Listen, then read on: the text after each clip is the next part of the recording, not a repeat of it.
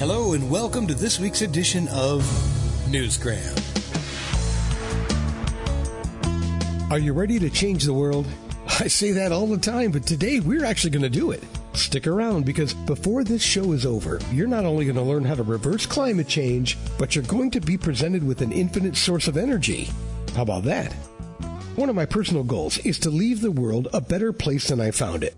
It's the same way I feel about every job I've ever had. Whether or not I've been successful in that, it's really not for me to decide. I mean, I'm biased, but making a positive contribution to the workforce, to the internet, to the hearts and minds of anyone brave enough to listen to this podcast, it's about all I can do.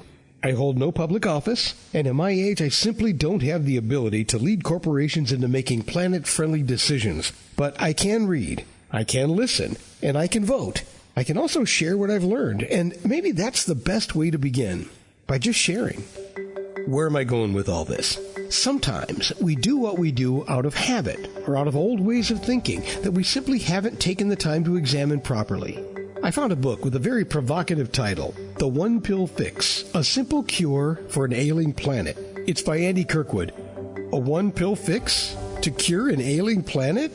I mean, if it's that simple, I want in. This particular book takes on all kinds of issues, like the secondary housing market, homelessness, the penal system, or the real problem of climate change.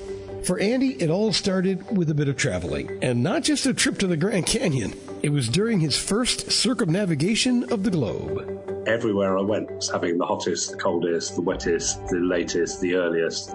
Temperatures, rainfall, everything was off the scale everywhere. This was 1987, and I came back and said, something's going on. I don't know what it is, but something's going on with the planet. And that was way before anybody started talking about climate change or global warming or anything, and nobody listened to me at the time. So I started trying to get that message out. Wow, 1987. I mean, I remember listening to Al Gore talk about climate change back in 1993, and I thought he was a forerunner. And our former vice president has now spent decades calling for action. So, as you can see, it's not easy to get people to listen. In his book, Andy Kirkwood asks some very interesting questions, and I think this is a great place to pause and to say them out loud. Are you someone that is concerned about the state of the world and wondering why the issues and problems that are plaguing mankind never get fixed? Have you found yourself concerned about the widening wealth to poverty gap?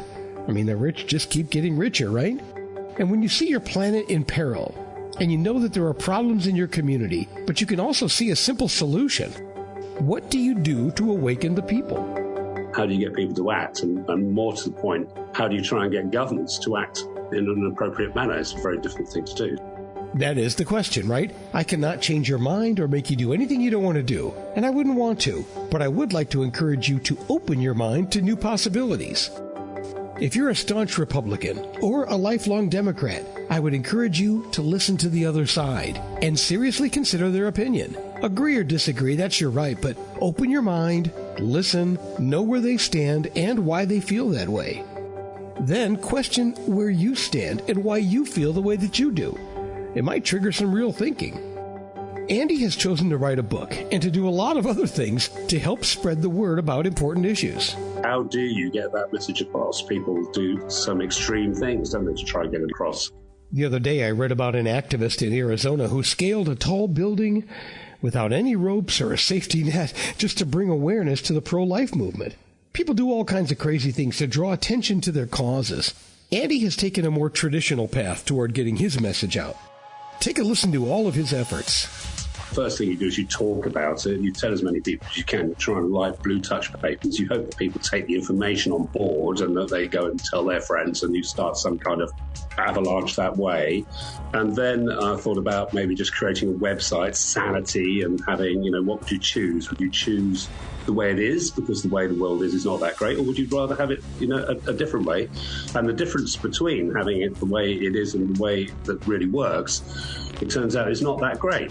You don't have to make much of a sacrifice for that.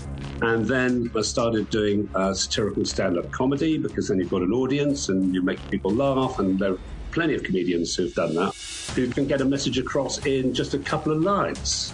It makes people laugh, but you go away with that piece of information.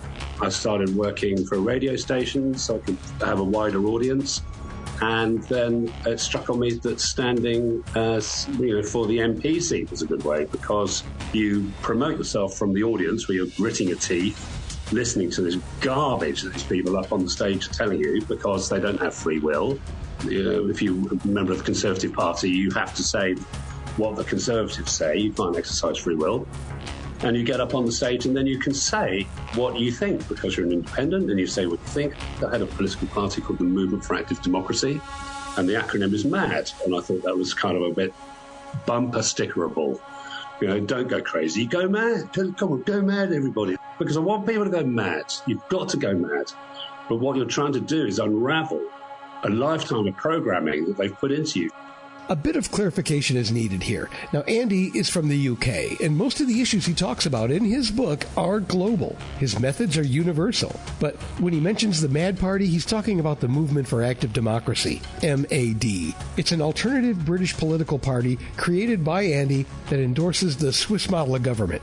It's where anyone can propose a policy and force the issue to a referendum if they can gather enough support. Because of that, a local paper said, look, we'll give you a page. And so I started writing articles, and then I started getting quite a following. One of the local teachers at school, was using them for their general studies, because everybody can see an issue. My articles were seeing an issue and then suggesting a very simple solution. And that's basically was the journey there.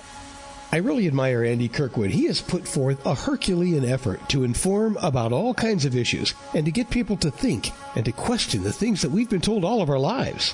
Why do we work 5 days a week and we only get 2 days off? Why such limited recreation? What about pregnancy or maternity leave? Do you get any at your office? Because it used to be about 6 weeks. Anyway, there's a fun quote in his book that goes, "Ask a Frenchman to do a bit of free overtime. See what he has to say. Tell the Germans that they're only getting 4 weeks of holiday a year, and check their reaction. Maybe the Spaniards wouldn't mind missing their famous siestas to help the economy a little bit. I don't think any of them would like any of that." I just thought it was pretty funny, because Andy, like I said before, is from the UK, and they work harder than most of their European neighbors, but compare that with our lives here in the U.S. I was just talking about this the other day with my wife. The work-life balance here in America is insane. 4 weeks vacation, are you kidding? How many of us have never had one? I could go on all day long about this, but it's the thing that I love most about his book. You simply can't put it down. It'll fire you up, and it'll get you to think. So he must be making a difference, right? Of all of the issues that I addressed and suggested very simple solutions for, not one single one was addressed by government. Not one. Wow. And he has a theory about that, so get ready. But I do need to warn you that Andy and I are kindred spirits here, so much of this is up to you to decide how you feel. Listen, and give it some thought. I mean, I do feel we would rather have a treatment for a disease rather than a cure, because it keeps people paying for drugs. That's just my theory, but he does have his own thoughts about debt and government control. The reason is because the government don't make decisions. They follow orders, and the people who give them the orders don't want them to solve the problems. They want us to be in need. They want us to have things in short supply. They want us to be not able to quite make ends meet, because that's what keeps us on our toes. Once you give people the luxury of time, they start thinking. So it's all about control, which is also why they prefer people to get married and get big mortgages and all that sort of thing, because you're so busy chasing a tail, trying to pay everything, that you don't have time to think. And who would you rather control? Would you rather control 12 guys who are single, who've got loads of money and going down the pub and chatting about the state of the country, or would rather control 12 guys who've got huge mortgages, 4 kids, and don't step out of line? See what I mean? It's a lot to think about. So let's take a step back and look at our first issue, the one of climate change. Now, there's been a lot of talk and a lot of arguing about whether or not it's even real. It seems silly to me. Much of it comes down to control. There's that word again. And I need to give you one more example from my own life before we continue on, because I did promise you an answer to climate change. Recently, my air conditioning system went out, and it needed to be replaced. So as part of that, I got a cool new thermostat that comes with an interesting new feature. If enabled, it would allow the utility company to turn it on and off at will. Imagine that. Smart meters, evil step to control. because you can turn your heating on and off as they choose remotely. Don't get a smart meter, whatever you do. Is it an honest attempt to manage resources? Well, it could be, maybe. Are we really trying to solve the problems at hand? Doesn't feel like it. And I don't want to sound like a conspiracy theorist here, but you can't deny some of the things that he's talking about. Are we seeing an increase in the domination of the uber wealthy? We pay a lot of attention to rich people. What about special interests and special interest money? Maybe you feel like their time has passed. They've had their 15 minutes, but maybe not. Is it finally time to think seriously about global peace and shared prosperity? Can we really solve climate change or reverse climate change and supply the world's population with infinite energy? This is how you solve climate change. You extract energy from the oceans. We're talking currents. The bottom of the sea isn't flat. It's got hills and mountains and da-da-da. So you get currents focused in certain areas. It's a huge amount of power. Deep sea turbines placed in an array on the seabed is completely predictable. It's not like wind, where we've got no wind today, therefore we've got no power. Completely predictable. You want to see how much power you get from it at 3 minutes past 10 on January the 14th, 2027? Well, let's look it up, because we know exactly how the tides are going to be running. It's out of sight, it's out of mind, energy forever and ever, amen. Gravitational pull of the sun and the moon around the Earth is essentially a perpetual motion machine for us, and we're not tapping into it properly. Write that down. Or better yet, start talking about it and see if these ideas have merit. Put it to the test. If you're currently accepting the way things are, without question, but in your heart you know that things are very, very wrong, then this book might be for you. If you've come to the realization that government's inability to address problems might be deliberately disguised as incompetence, or you just want to live in a world where people decide on issues, not vote for strangers who are supposed to represent them, then have a look at The One Pill Fix, A Simple Cure for an Ailing Planet by Andy Kirkwood. It should probably be sitting on your coffee table. And that will do it for this edition of Newsgram from WebTalkRadio.com.